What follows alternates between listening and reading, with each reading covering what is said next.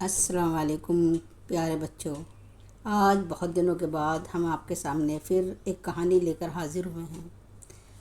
پچھلی بار آپ نے دیکھا کہ حضرت حاجرہ اور ان کے ننھے سے بیٹے کو پانی کی جو نعمت ملی اس سے بھوک اور پیاس دونوں ہی ختم ہو گئی۔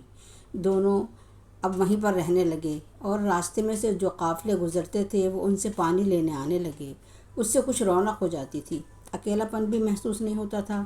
پھر ایک قبیلہ جس کا نام جرہم قبیلہ تھا وہاں آیا اور رہنے کی اجازت مانگی۔ انہوں نے بہت خوشی سے انہیں وہاں بسا لیا۔ چھوٹی سی ایک بستی بن گئی۔ انہوں نے اپنے لیے بھی وہاں ایک جھوپڑی بنا لی تھی۔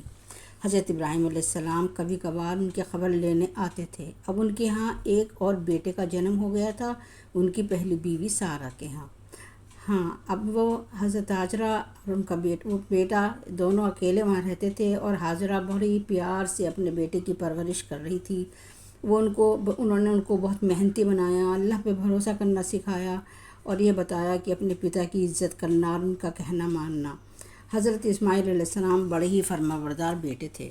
بچوں، گاڈ اپنے پیارے اور نیک بندوں کا امتحان بھی لیا کرتا ہے۔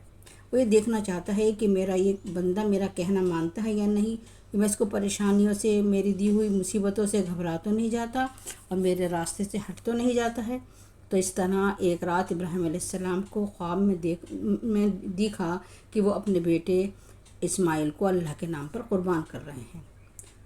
جاگے تو ان کو بڑی فکر ہوئی کیونکہ وہ تو ان سے بہت دور تھا۔ پھر انہوں نے ایک اونٹ اللہ کے نام پر قربان کر دیا۔ وہ سمجھ گئے تھے بار بار ان کو، لیکن یہ سپنا بار بار آنے لگا اور وہ بار بار اونٹ قربان کرنے لگے، لیکن وہ سپنا نہیں رکتا تھا۔ تو اب وہ سمجھ گئے کہ میرے رب کی کیا اچھا ہے۔ اب انہوں نے فلسطین سے مکہ کی طرف سفر شروع کر دیا اور اپنے دل میں اپنے رب کی یاد کرتے جاتے تھے اور اس کا حکم بجا لانے کی بات سوچتے تھے، مگر اندر ہی سے بہت پریشان بھی تھے کہ چھوٹے بچے کو اور اس کی ماں کو یہ بات کیسے بتائیں گے۔ آپ مکہ اپنی فیملی کے پاس پہنچ گئے۔ دونوں بہت خوش ہوئے۔ حاجرہ نے اپنے پتی کے لیے کھانا بنایا اور ان کے لیے ان کے آرام کا انتظام کیا۔ پھر اگلی صبح حضرت ابراہیم علیہ السلام نے حضرت حاجرہ سے کہا کہ اسماعیل کو نہلا کر اور صاف کپڑے پہناؤ اور میں اسے اپنے دوست کے پاس لے جا رہا ہوں۔ انہوں نے بچے کو تیار کر دیا اور دونوں باپ بیٹے گھر سے نکل پڑے۔ اب پیچھے سے شیطان بی بی حاجرہ کے پاس انسانی شکل میں آیا اور بولا، تم نے نہلا دھلا کر اپنے بیٹے کو بھیج دیا، جانتی بھی ہو وہ کہاں لے کر گئے ہیں؟ اپنے دوست کے پاس۔ جلدی سے جواب دیا، نہیں، وہ اسے اپنے رب کے نام پر قربان کرنے لے گئے ہیں۔ حاجرہ نے جواب دیا، وہ اس کے باپ ہیں اور باپ اپنے بیٹے کو ذبح نہیں کر سکتا، اور اگر ایسا ہوتا کرتے بھی ہیں تو اپنی اولاد پر ان کا حق ہے۔ جاؤ، میں سمجھ گئی ہوں کہ تم شیطان ہو۔ راستے میں بیٹا باپ سے باتیں کرتے ہوئے جا رہے تھے۔ ابراہیم علیہ السلام اس کی پیاری پیاری بھولی بھالی باتیں سن کر بہت خوش ہو رہے تھے، لیکن ان کا دل اندر سے بہت دکھی تھا۔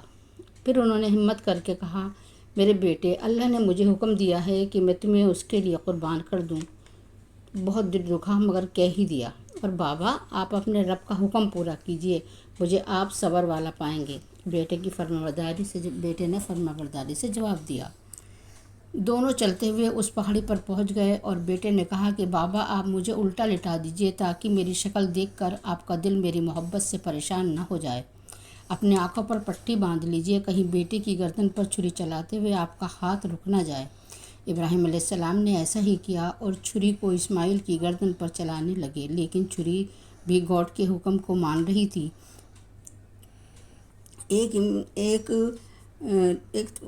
حضرت ابراہیم علیہ السلام کے پاس چھری نہیں چل رہی تھی اس کی گردن پر اور وہ غصے سے اس کو پھینکنا چاہتے تھے، لیکن دوسری بار انہوں نے اس کو پھر چلانے کی کوشش کری اور اس کے بعد انہوں نے دیکھا کہ چھری نہیں چل رہی تو وہ غصے سے انہوں نے اپنی پٹی آنکھوں پہ سے اتار دی اور دیکھا کہ سامنے حضرت جبرائیل کھڑے ہیں اور ان کے پاس ہی ننھا اسماعیل بھی کھڑا ہوا مسکرا رہا ہے اور ان کی چھری کے نیچے ایک دمبا ذبح ہوا پڑا تھا۔